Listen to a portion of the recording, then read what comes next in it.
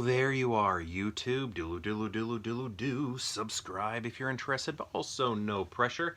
Hey, I think we're going to do another random ranking today. We're going to go to my movie collection behind me and pick out 3 movies at random and then rank those movies based on whatever criteria we come up with. I'll rank them here in the video, but if you'd like to rank them in the comments below, please feel free to do so. Let's get to picking some movies. Let's do, I don't know, maybe something right here. Let's see what this gives us. And then maybe, let's do another one on this side, right here. And then, yeah, we'll stay over here, see what happens. Oh, can't do that one. Has a sticker on it that tells me I have never seen it. Good, good, and good. Okay, here we go. All right. So the first one is Charlie and the Chocolate Factory. I honestly didn't even remember I had this.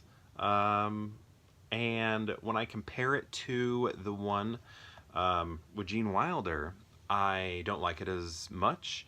I think there are a few good things about it, but I think when I'm thinking about everything, I do like the other version more. But this is not, you know, it doesn't have to be like the other one. But I guess you do kind of have to compare it, though, don't you? And I just was not as into this. But I do think Johnny Depp is doing something really good here. It's very different than a lot of his other roles. This was a kind of a fun time to be a Johnny Depp fan and watch all the different types of characters that he was creating, because they were all so different from one another. And it was just a lot of fun, everything that he was doing.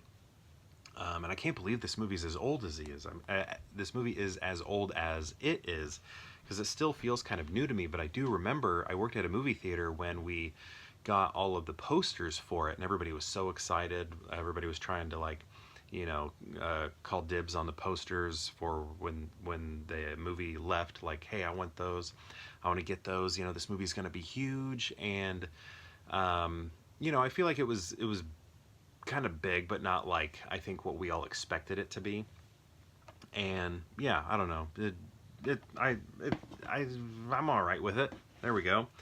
Next we have Bottle Rocket. Now this is a Wes Anderson movie, and I think it's one of Wes Anderson's most interesting movies because it feels the most separate when compared to the rest of his films, which have a very similar or unique visual aesthetic to them, which this one does not quite have. That sort of symmetry and pastel that he's really known for isn't highly present in this one, at least in the way that it is in the other movies, where it's very like hammered over your head. So that, I think, makes this one very interesting.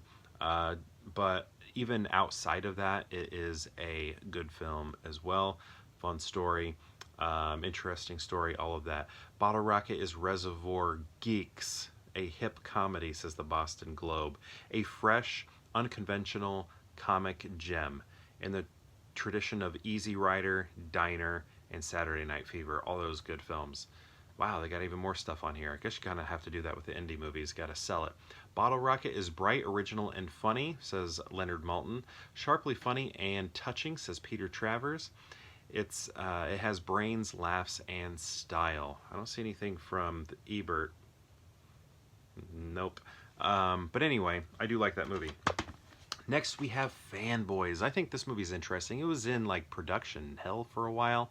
Like I don't know. There's a lot of stuff where I think they had to do a lot of reshoots, so like people don't look the same in it, because I think it was like years that this movie was being made.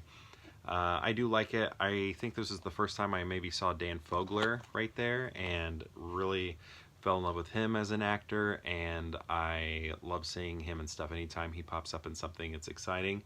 Also, gotta think of her name really quick because I can't think of it. Kristen Bell is in it. Like her in it. I don't know. I really like this movie. Seth Rogen has some parts in it as well. It's like, why is Seth Rogen in this? You know, when you think of how big he is now, but you know, he wasn't always as famous as he is today.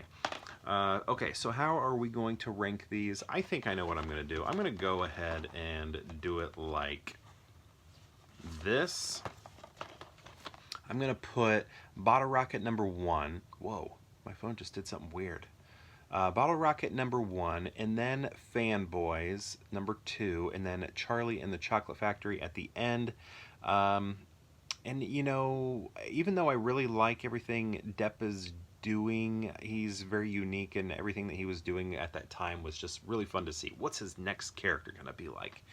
I don't know. I think I'm putting it at the end because I like the Gene Wilder one more. I think is the only reason why. But that's not to say I have anything against what Johnny Depp did in this movie. Again, I find him fascinating during this time period. I mean, kind of always with the works he chooses to do.